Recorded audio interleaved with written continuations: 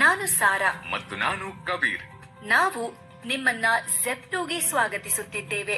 ಮುಂಬರುವ ಮಾಡ್ಯೂಲ್ಸ್ಗಳಲ್ಲಿ ನಾವು ನಿಮಗೆ ಜೆಪ್ಟೋನ್ ಆಗಿ ನಿಮ್ಮ ಪಾತ್ರ, ಆರ್ಡರ್ಗಳ ಡೆಲಿವರಿ, ಆಪ್ ಬಳಕೆ, ನಿಮ್ಮ ದುಡಿಮೆ ಹಾಗೂ ವಾರಕ್ಕೊಮ್ಮೆ ನಿಮ್ಮ ಆದಾಯವನ್ನು ಹೆಚ್ಚಿಸುವ ಮಾರ್ಗವನ್ನು ತಿಳಿಸುತ್ತೇವೆ. ಜೆಪ್ಟೋ ಒಂದು ಆನ್ಲೈನ್ ಶಾಪಿಂಗ್ ಆಪ್ ಆಗಿದ್ದು ಗ್ರಾಹಕರಿಗೆ 10 ನಿಮಿಷದ ಒಳಗೆ ಡೆಲಿವರಿಯನ್ನು ಒದಗಿಸಿಕೊಡುತ್ತೆ. ಇದನ್ನ ತ್ವರಿತ ವಾಣಿಜ್ಯ ಅಥವಾ ಕ್ವಿಕ್ ಕಾಮರ್ಸ್ ಅಂತಾರೆ.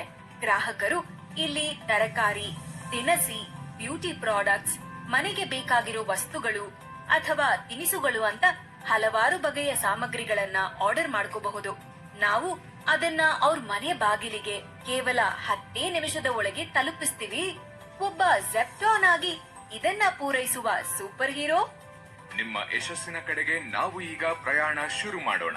ಈ ತರಬೇತಿಯಲ್ಲಿ ನಾವು ನಿಮಗೆ ಕೆಲವು ಉತ್ತರಿಸಲು ಸುಲಭವಾದ ಪ್ರಶ್ನೆಗಳನ್ನು ಕೇಳುತ್ತೇವೆ. ಚಿಂತಿಸಬೇಡಿ, ನೀವು ಕಲಿತದ್ದನ್ನು ಅಭ್ಯಾಸ ಮಾಡಲು ನಾವು ಸಹಾಯ ಮಾಡುತ್ತೇವೆ.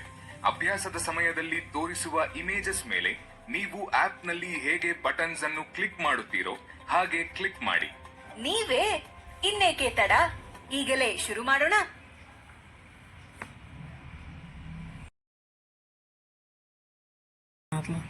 ಗ್ರಾಹಕರು ಜೆಪ್ಟೋ ಆಪ್ನಲ್ಲಿ ಐಟಮ್ಸ್ ಅನ್ನ ಖರೀದಿಸಿದ ಕೂಡಲೇ ಜೆಪ್ಟೋ ಆರ್ಡರ್ ಶುರುವಾಗುತ್ತೆ. ಡೆಲಿವರಿ ಹಬ್ ನಲ್ಲಿ ಆರ್ಡರ್ ಪ್ಲೇಸ್ ಆಗಿದ ಕೂಡಲೇ ಪ್ಯಾಕ್ ಆಗ್ಬಿಡುತ್ತೆ. ಆರ್ಡರ್ ಬ್ಯಾಗ್ ಅನ್ನ ಪಿಜನ್ ಹೋಲಿನ ಒಳಗೆ ಇರಿಸಲಾಗುತ್ತೆ. ಪಿಜನ್ ಹೋಲ್ ಈ ರೀತಿ ಇರುತ್ತೆ. ನಂತರ ನಿಮಗೆ ಜೆಪ್ಟೋ ಆಪ್ ನಲ್ಲಿ ಆರ್ಡರ್ ಬರುತ್ತೆ. ಇವರೇ ನಮ್ಮ ಜೆಪ್ಟಾನ್ ಸನಿ. ಇವರು ನಿಮ್ಗೆ ಆರ್ಡರ್ಗಳು ಹೇಗೆ ಡೆಲಿವರಿ ಆಗುತ್ತೆ ಅಂತ ತೋರಿಸ್ತಾರೆ. ನಾನು ನಿಮ್ಮ ಸ್ನೇಹಿತ ಮಾರ್ಗದರ್ಶಿ ಸನ್ನಿ. ಈಗ ನಾನು ಆರ್ಡರ್ಗಳು ಹೇಗೆ ಡೆಲಿವರಿಗೊಳ್ಳುತ್ತವೆ ಎಂದು ತೋರಿಸುತ್ತೇನೆ. ಆಯ್ಕೆ ಮಾಡಲಾದ ಹಾಗೂ ಆಪ್ನಲ್ಲಿ ತೋರಿಸುವ ಶಿಫ್ಟ್ ಆಧಾರದ ಮೇಲೆ ಸಮಯಕ್ಕೆ ಸರಿಯಾಗಿ ನಾನು ಡೆಲಿವರಿ ಹಬ್ ಅನ್ನು ತಲುಪುತ್ತೇನೆ. ನಾನು ಚೆನ್ನಾಗಿ ರೆಡಿಯಾಗಿ ಜೆಪ್ಟೋ ಟಿ ಶರ್ಟ್ ತೊಟ್ಟು ಹಾಗೂ ಜೆಪ್ಟೋ ಡೆಲಿವರಿ ಬ್ಯಾಗ್ನೊಂದಿಗೆ ಆರ್ಡರ್ ಸ್ವೀಕರಿಸುವುದಕ್ಕೆ ನಾನು ತಯಾರಿದ್ದೇನೆಂದು ಜೆಪ್ಟೋ ಆಪ್ನಲ್ಲಿ ನಮೂದಿಸುತ್ತೇನೆ. ಅರೆ ವಾ, ನನಗೆ ಒಂದು ಹೊಸ ಆರ್ಡರ್ ಅಸೈನ್ ಆಗಿದೆ ನೋಡಿ, ಹಾಗೆ ಬಂತು. ಓ, ಮತ್ತೊಂದು ನೋಟಿಫಿಕೇಶನ್ ಬಂದಿದೆ, ನನ್ನ ಆರ್ಡರ್ ಪಿಕಪ್ಗೆ ರೆಡಿ ಆಗಿದೆ ಅಂತ. ಈಗ ನಾನು ಆರ್ಡರ್ ಡೀಟೇಲ್ಸ್ ಅನ್ನು ಪರಿಶೀಲಿಸಿ ಅದನ್ನು ಪಿಕಪ್ ಮಾಡಲು ಪಿಜನ್ ಹೋಲ್ ಬಳಿ ಹೋಗುತ್ತೇನೆ. QR ಕೋಡ್ ಅನ್ನು ಸ್ಕ್ಯಾನ್ ಮಾಡಿ ಎಲ್ಲವೂ ಸರಿ ಇದೆ ಎಂದು ಪರಿಶೀಲಿಸಿದ ನಂತರ ಆರ್ಡರ್ ಬ್ಯಾಗ್ ಅನ್ನು ಸ್ವೀಕರಿಸುತ್ತೇನೆ. ಈಗ ಪಡೆದುಕೊಂಡ ಆರ್ಡರ್ ಅನ್ನು ಜೋಪಾನವಾಗಿ ಡೆಲಿವರಿ ಬ್ಯಾಗ್ ತಕ್ಷಣವೇ ಆಪ್ ನನಗೆ ಗ್ರಾಹಕರ ವಿಳಾಸ ಹಾಗೂ ಇತರ ಮಾಹಿತಿಯನ್ನು ಒದಗಿಸುತ್ತದೆ. ಆಪ್ನಲ್ಲಿ ಕೆಳಗೆ ಸ್ಟಾರ್ಟ್ ದ ಡೆಲಿವರಿ ಆಪ್ಷನ್ ನಮಗೆ ಕಾಣಿಸುತ್ತದೆ. ಈ ಆಪ್ಷನ್ ಅನ್ನು ಸ್ವೈಪ್ ಮಾಡಿದ ಕೂಡಲೇ ಆಪ್ನಲ್ಲಿ ಆಮ್ ಆನ್ ದ ವೇ ಎಂದು ಬದಲಾಗುತ್ತದೆ. ನ್ಯಾವಿಗೇಷನ್ ಆಪ್ಷನ್ ಮೇಲೆ ಕ್ಲಿಕ್ ಮಾಡುವುದರಿಂದ ನನಗೆ ಗ್ರಾಹಕರ ವಿಳಾಸಕ್ಕೆ ಮ್ಯಾಪ್ಸ್ ತೋರಿಸುತ್ತದೆ. ಅದು ನನಗೆ ಗೂಗಲ್ ETA ಅಥವಾ ಎಷ್ಟು ಸಮಯದಲ್ಲಿ ನಾನು ಅಲ್ಲಿಗೆ ತಲುಪುತ್ತೇನೆಂದು ತೋರಿಸುತ್ತದೆ. ನಾನು ಗ್ರಾಹಕರ ವಿಳಾಸದಿಂದ 100 ಮೀಟರ್ ಒಳಗೆ ಇರುವಾಗಲೇ ಆಪ್ನಲ್ಲಿ ರೀಚಿಂಗ್ ಕಸ್ಟಮರ್ ಗೇಟ್ ಎಂದು ತೋರಿಸುತ್ತದೆ. ಗ್ರಾಹಕರಿಗೂ ನಾನು ಹತ್ತಿರದಲ್ಲಿದ್ದೇನೆಂದು ನೋಟಿಫಿಕೇಶನ್ ಹೋಗುತ್ತದೆ. ಪ್ರೂಫ್ ಆಫ್ ಡೆಲಿವರಿಗಾಗಿ ನಾನು ಆರ್ಡರಿನ ಫೋಟೋವನ್ನು ತಪ್ಪದೆ ಕ್ಲಿಕ್ ಮಾಡುತ್ತೇನೆ. ಈಗ ನಾನು ಕಸ್ಟಮರ್ ಬಾಗಿಲಿಗೆ ನಡೆದುಕೊಂಡು ಹೋಗಿ ಹಸನ್ಮುಖದಿಂದ ಅವರನ್ನು ಭೇಟಿ ಮಾಡಿ ಆರ್ಡರ್ ಅನ್ನು ನೇರವಾಗಿ ಅವರಿಗೆ ತಲುಪಿಸುತ್ತೇನೆ. ನೀವು ಗಮನಿಸಿದಿರಾ, ನಾನು ಆರ್ಡರ್ ಅನ್ನು ಬಾಗಿಲ ಬಳಿ ಬಿಡಲಿಲ್ಲ, ಏಕೆಂದರೆ ಗ್ರಾಹಕರ ಸಂತೋಷವೇ ನಮಗೆ ಸ್ಫೂರ್ತಿ ಹಾಗೂ ಧ್ಯೇಯ. ಸಂತೋಷಗೊಂಡ ಕಸ್ಟಮರ್ ಎಂದರೆ 5 ಸ್ಟಾರ್ ರೇಟಿಂಗ್ ಎಂದು ಅರ್ಥ. 5 ಸ್ಟಾರ್ ರೇಟಿಂಗ್ಸ್ ಇಂದ ನನಗೆ ಹೆಚ್ಚು ಆರ್ಡರ್ಸ್ ಮತ್ತು ಹೆಚ್ಚು ಆದಾಯ. ಆದ್ದರಿಂದ ಗ್ರಾಹಕರ ಖುಷಿಯೇ ನನ್ನ ಪೇಮೆಂಟ್ ಸ್ಟೇಟಸ್ ಅನ್ನು ಚೆಕ್ ಮಾಡಲು ಮರೆಯದಿರಿ, ಆನ್ಲೈನ್ ಅಥವಾ COD. ಈಗ ನಾನು ಆರ್ಡರ್ ಅನ್ನು ಡೆಲಿವರ್ಡ್ ಎಂದು ಮಾರ್ಕ್ ಮಾಡುತ್ತೇನೆ. ಅದು ಕೇವಲ ಡೆಲಿವರಿ ಮುಗಿಸಿದ ಮೇಲೆ ಮಾತ್ರ. ನೀವು ಡೆಲಿವರಿ ನೀಡುವ ಮುನ್ನ ಡೆಲಿವರ್ಡ್ ಎಂದು ಮಾರ್ಕ್ ಮಾಡದಿರುವಂತೆ ಜಾಗೃತರಾಗಿರಿ, ಏಕೆಂದರೆ ಗ್ರಾಹಕರಿಗೆ ಆರ್ಡರ್ ತಲುಪಿದೆ ಎಂದು ನೋಟಿಫಿಕೇಶನ್ ಹೋಗಿ ಅವರು ಗೊಂದಲ ಅಥವಾ ಕೋಪಗೊಳ್ಳುವ ಸಾಧ್ಯತೆ ಇರುತ್ತದೆ. ಆಪ್ನಲ್ಲಿ ನನಗೆ ಸ್ಟೋರ್ಗೆ ಹಿಂತಿರುಗುವ ಆಪ್ಷನ್ ಅನ್ನು ನೀಡುತ್ತದೆ. ಅದನ್ನು ಬಳಸಿ ನಾನು ಸ್ಟೋರ್ಗೆ ಹಿಂತಿರುಗಬಹುದು. ಸ್ಟೋರ್ನಿಂದ 100 ಮೀಟರ್ ಅಂತರದಲ್ಲಿ ಇರುವಾಗಲೇ ನನಗೆ ಮತ್ತೆ ಆರ್ಡರ್ಗಳು ಅಸೈನ್ ಆಗಲು ಶುರುವಾಗುತ್ತದೆ. ಅದೇ ನಾನು ಏನ್ ಹೇಳ್ತಾ ಇದ್ದೀನಿ ಅಂದ್ರೆ, ಓ, ನನಗೆ ಮುಂದಿನ ಆರ್ಡರ್ ಆಗ್ಲೇ ಅಸೈನ್ ಆಗಿದೆ. ಇದನ್ನು ಕೊಂಚ ವಿಭಿನ್ನವಾಗಿದ್ದವು. ಮೊದಲಿನದರಲ್ಲಿ ನಾನು ಗ್ರಾಹಕರ ಲೊಕೇಶನ್ ಅನ್ನು ಕಡಿಮೆ ಸಮಯದಲ್ಲಿ ತಲುಪಿದೆ, ಆದರೆ ಅವರು ಅಲ್ಲಿ ಇರಲಿಲ್ಲ. ಹಾಗಾಗಿ ನಾನು ಅವರ ಫೋನ್ ನಂಬರ್ಗೆ 3 ಬಾರಿ ಕಾಲ್ ಮಾಡಿ ಕಾದು ಹಿಂತಿರುಗಿದೆ. ನಾನು ಈ ಆರ್ಡರ್ ಅನ್ನು ಅನ್ಡೆಲಿವರ್ಡ್ ಎಂದು ಮಾರ್ಕ್ ಮಾಡಿ ನಡೆದ ಘಟನೆಯ ರೀಸನ್ ಅನ್ನು ಸೆಲೆಕ್ಟ್ ಮಾಡಿದೆ. ಈಗ ನಾನು ಆಪ್ ನಲ್ಲಿ ರಿಟರ್ನ್ ಟು ಸ್ಟೋರ್ ಆಪ್ಷನ್ ಅನ್ನು ಸೆಲೆಕ್ಟ್ ಮಾಡಿ ಸ್ಟೋರ್ಗೆ ಹಿಂತಿರುಗಿದೆ. ಎರಡನೆಯದರಲ್ಲಿ ಗ್ರಾಹಕರು ಅಲ್ಲೇ ಇದ್ದರು, ಆದರೆ ಅವರಿಗೆ ಆರ್ಡರ್ ರಿಟರ್ನ್ ಮಾಡಬೇಕಾಗಿತ್ತು. ಹಾಗಾಗಿ ಮತ್ತೆ ನಾನು ಆರ್ಡರ್ ಅನ್ನು ಅನ್ಡೆಲಿವರ್ಡ್ ಎಂದು ಮಾರ್ಕ್ ಮಾಡಿ ಅದೇ ರೀಸನ್ ಅನ್ನು ಸೆಲೆಕ್ಟ್ ಮಾಡಿ ಆರ್ಡರ್ ಬ್ಯಾಗ್ ಅನ್ನು ಅವರಿಂದ ಹಿಂಪಡಿಸಿದೆ. ಕೆಲವು ಬಾರಿ ಈ ರೀತಿಯ ಘಟನೆಗಳು ಸಂಭವಿಸುತ್ತವೆ, ಆದರೆ ಪರವಾಗಿಲ್ಲ. ನಾವು ಸರಿಯಾದ ಪ್ರಕ್ರಿಯೆಯನ್ನು ಅನುಸರಿಸಿದರೆ ನಾವು ರಿಟರ್ನ್ ಆರ್ಡರ್ಗಳಿಗೂ ಆದಾಯವನ್ನು ಪಡೆಯಬಹುದು. ಹೇಗಿತ್ತು? ರಿಯೂಸಬಲ್ ಬ್ಯಾಗ್ಸ್ ನ ವಸ್ತುಗಳಿಗೆ ಹಾಗೂ ಚಿಲ್ಲರ್ ಎಸ್ಕ್ಯೂಸ್ ಮತ್ತು ಇನ್ಸುಲೇಟೆಡ್ ಬ್ಯಾಗ್ ತಣ್ಣಗಿನ ವಸ್ತುಗಳಿಗೆ. ಆರ್ಡರ್ ಮಾಡುವಾಗ ಗ್ರಾಹಕರು ಅವರಿಗೆ ರಿಯೂಸಬಲ್ ಬ್ಯಾಗ್ ಅಥವಾ ಪೇಪರ್ ಬ್ಯಾಗ್ ನಲ್ಲಿ ತಮ್ಮ ಆರ್ಡರ್ ಬೇಕೆಂದು ಆಯ್ಕೆ ಮಾಡಬಹುದು. ರಿಯೂಸಬಲ್ ಬ್ಯಾಗ್ಸ್ ಆಯ್ಕೆ ಮಾಡಿದ್ದಲ್ಲಿ ಅವರ ಪೂರ್ತಿ ಆರ್ಡರ್ ಅನ್ನು ರಿಯೂಸಬಲ್ ಬ್ಯಾಗ್ ನಲ್ಲಿ ಪ್ಯಾಕ್ ಮಾಡಲಾಗುವುದು. ನಿಮ್ಮ ಆರ್ಡರ್ ಪಿಕಪ್ಗೆ ರೆಡಿ ಆಗಿದೆ ಎಂದು ನಿಮಗೆ ನೋಟಿಫಿಕೇಶನ್ ಬಂದ ಕೂಡಲೇ QR ಕೋಡ್ ಅನ್ನು ಸ್ಕ್ಯಾನ್ ಮಾಡಿ ಪಿಜನ್ ಹೋಲ್ ಇಂದ ಆರ್ಡರ್ ಅನ್ನು ಪಿಕಪ್ ಮಾಡಿ. ಆರ್ಡರ್ಗಳ ಎಣಿಕೆಯನ್ನು ಆಪ್ ಜೊತೆಗೆ ಯಾವಾಗಲೂ ಪರಿಶೀಲಿಸಿ ಹಾಗೂ ಮುಂದೆ ಬರುವ ಸಮಸ್ಯೆಗಳನ್ನು ತಪ್ಪಿಸಿ. ಎತ್ತಿಕೊಳ್ಳುವ ಮೊದಲು ಚೀಲಗಳನ್ನು ಪರಿಶೀಲಿಸಿ ಹಿಂಪಡೆಯಲು ಮರೆಯದಿರಿ. ಈಗ ರಿಟರ್ನ್ ಜರ್ನಿಯ ಬಗ್ಗೆ ಮಾತಾಡೋಣ.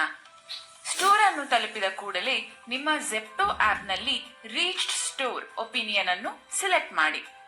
ಆಪ್ ನಲ್ಲಿ ನೀವು ಹಿಂಪಡೆಯಬೇಕಾದ ಬ್ಯಾಗ್ಸ್ ಗಳ ಲಿಸ್ಟ್ ಅನ್ನು ನೋಡಬಹುದು. ಸ್ಟೋರ್ನ ಸೆಕ್ಯೂರಿಟಿ ಗಾರ್ಡ್ ಇಂದ ಇಂಟರ್ನಲ್ ಪ್ಯಾಕರ್ ಆಪ್ ನಲ್ಲಿ ಜನರೇಟ್ ಮಾಡಲಾದ ಡೈನಾಮಿಕ್ QR ಕೋಡ್ ಅನ್ನು ಸ್ಕ್ಯಾನ್ ಮಾಡಿ ಬ್ಯಾಗ್ಸ್ ಗಳನ್ನು ಡ್ರಾಪ್ ಝೋನ್ ನಲ್ಲಿ ಇಡಬೇಕು. ಈ ಪ್ರಕ್ರಿಯೆ ನಿಮ್ಮ ಐಡಿಯಲ್ಲಿ ತೋರಿಸುವ ಬ್ಯಾಗ್ ಸಂಖ್ಯೆಯನ್ನು ತೆಗೆಯುತ್ತದೆ. ನೆನಪಿಡಿ, ನೀವು ಬ್ಯಾಗ್ಸ್ ಗಳನ್ನು ಸ್ಟೋರ್ಗೆ ರಿಟರ್ನ್ ಮಾಡುವ ತನಕ ನಿಮಗೆ ಯಾವುದೇ ಆರ್ಡರ್ಸ್ ಅಸೈನ್ ಆಗುವುದಿಲ್ಲ.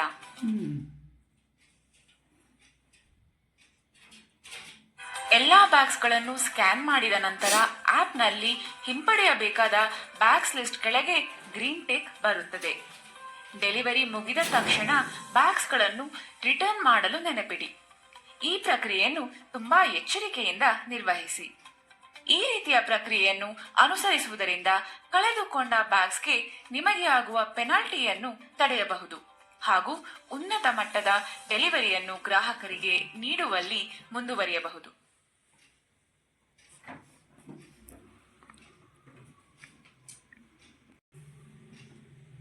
ನಾವು ವಿವಿಧ ರೀತಿಯ ಬ್ಯಾಗ್ಗಳನ್ನು ಕ್ರಮದಲ್ಲಿ ಮಿಶ್ರಣ ಮಾಡಬಹುದು ಮತ್ತು ವಿಲೀನಗೊಳಿಸಬಹುದು. ಹೌದು ಅಥವಾ ಅಲ್ಲ ಕೊಳ್ಳಬೇಕೇ?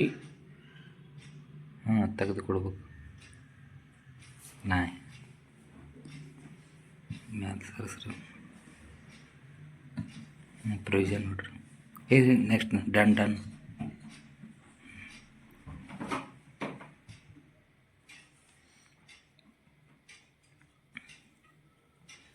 ಈ ಆರ್ಡರ್ ಡೆಲಿವರಿ ಪ್ರಾಸೆಸ್ ತುಂಬಾ ಸುಲಭವಾಗಿತ್ತು ಅಲ್ವಾ?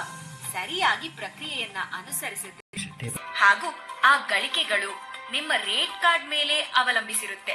ನಿಮ್ಮ ರೇಟ್ ಕಾರ್ಡ್ ಅನ್ನ ನೀವು ನಿಮ್ಮ ಜೆಪ್ಟೋ ಆಪ್ ನ ಅರ್ನಿಂಗ್ ಸೆಕ್ಷನ್ ನಲ್ಲಿ ನೋಡಬಹುದು. ಈಗ ನಿಮ್ಮ ರೇಟ್ ಕಾರ್ಡ್ ಮೇಲೆ ನಿಮ್ಮ ಆದಾಯವನ್ನ ಹೇಗೆ ಲೆಕ್ಕ ಮಾಡಲಾಗುತ್ತೆ ಅಂತ ನೋಡೋಣ. ನಿಮ್ಮ ಒಟ್ಟು ಪಾವತಿಯನ್ನು 2 ಭಾಗಗಳಾಗಿ ವಿಂಗಡಿಸಲಾಗಿದೆ, ಬೇಸ್ ಪೇ ಮತ್ತು ಇನ್ಸೆಂಟಿವ್. ನಿಮ್ಮ ಮೊದಲ ಭಾಗದ ಪಾವತಿಯೇ ಬೇಸ್ ಪೇ.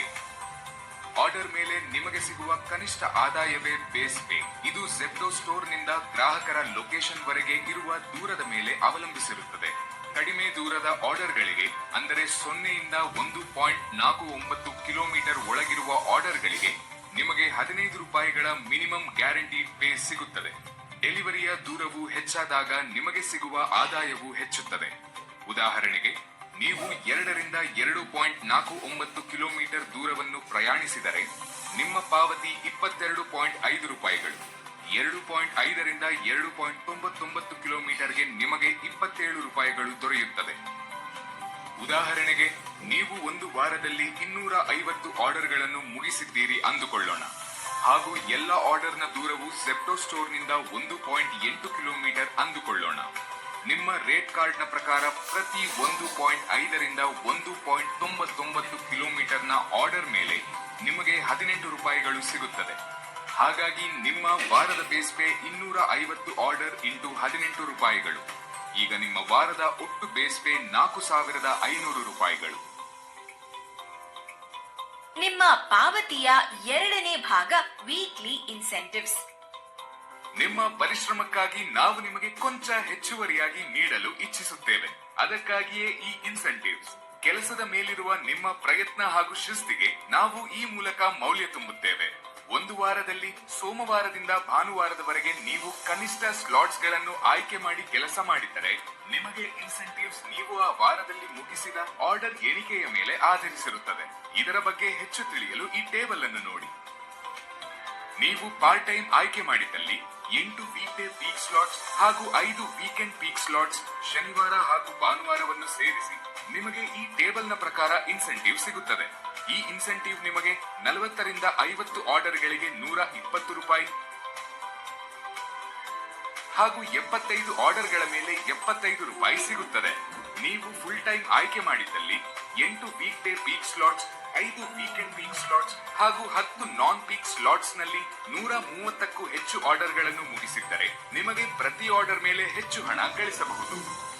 ಈಗ ಒಂದು ವಾರದಲ್ಲಿ ಶನಿವಾರ ಹಾಗೂ ಭಾನುವಾರ 5 ಪೀಕ್ ಸ್ಲಾಟ್ಸ್ ಮತ್ತು 5 ನಾನ್ ಪೀಕ್ ಸ್ಲಾಟ್ಸ್ ಗಳು ಹಾಗೂ ಇದರೊಟ್ಟಿಗೆ ವೀಕ್ ಡೇಸ್ ನಲ್ಲಿ 8 ಪೀಕ್ ಸ್ಲಾಟ್ಸ್ ಹಾಗೂ 5 ನಾನ್ ಪೀಕ್ ಸ್ಲಾಟ್ಸ್ ಗಳನ್ನು ಮಾಡಿದ್ದೀರಿ ಎಂದುಕೊಳ್ಳೋಣ. ಇನ್ಸೆಂಟಿವ್ಗೆ ಬೇಕಾದ ಸ್ಲಾಟ್ ಸಂಖ್ಯೆಯನ್ನು ಪೂರೈಸುವ ಮೂಲಕ ಈ ಸಮಯದಲ್ಲಿ ನೀವು 250 ಆರ್ಡರ್ಗಳನ್ನು ನೀಡಿರುತ್ತೀರಿ. ನಿಮ್ಮ ರೇಟ್ ಕಾರ್ಡ್ನ ಆರ್ಡರ್ ಸ್ಲ್ಯಾಬಿನ ಪ್ರಕಾರ ನಿಮಗೆ ಪ್ರತಿ ಆರ್ಡರ್ ಮೇಲೆ 15 ರೂಪಾಯಿ ಸಿಗುತ್ತದೆ. ಇದರರ್ಥ ಆ ವಾರದ ನಿಮ್ಮ ಪ್ರೀ ಆರ್ಡರ್ ಇನ್ಸೆಂಟಿವ್ 3750 ರೂಪಾಯಿಗಳು.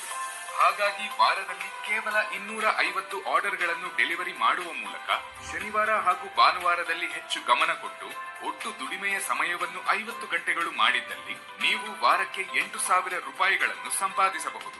ಇದು ತಿಂಗಳಿಗೆ 35,000 ರೂಪಾಯಿಗಳಂತೆ. ಮತ್ತು ಝೆಪ್ಟೋ ಯಾವಾಗಲೂ ಸ್ಪೆಷಲ್ ಸರ್ಜಸ್ ಹಾಗೂ ಬೋನಸ್ ಅನ್ನು ನೀಡುತ್ತಾರೆ. ನೀವು ನಿಮ್ಮ ದುಡಿಮೆಯ ಉನ್ನತ ಸಾಮರ್ಥ್ಯವನ್ನು ತಲುಪುವುದೇ ನಮ್ಮ ಧ್ಯೇಯ. ಈ ಇನ್ಸೆಂಟಿವ್ಸ್ ಹಾಗೂ ಮಿನಿಮಮ್ ಗ್ಯಾರಂಟಿ ಪೇಮೆಂಟ್ಗಳನ್ನು ನೀಡುತ್ತಿರುವುದು ನಿಮ್ಮ ಪ್ರಯೋಜನಕ್ಕಾಗಿ ಹಾಗೂ ನಿಮ್ಮ ದುಡಿಮೆಯ ಸಾಮರ್ಥ್ಯವನ್ನು ಹೆಚ್ಚಿಸುವ ಸಲುವಾಗಿ. ಕಂಟಿನ್ಯೂ.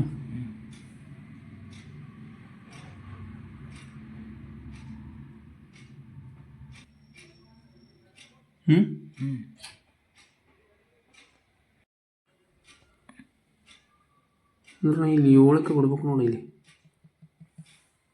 ಜಾಗ ಹೌದಾ?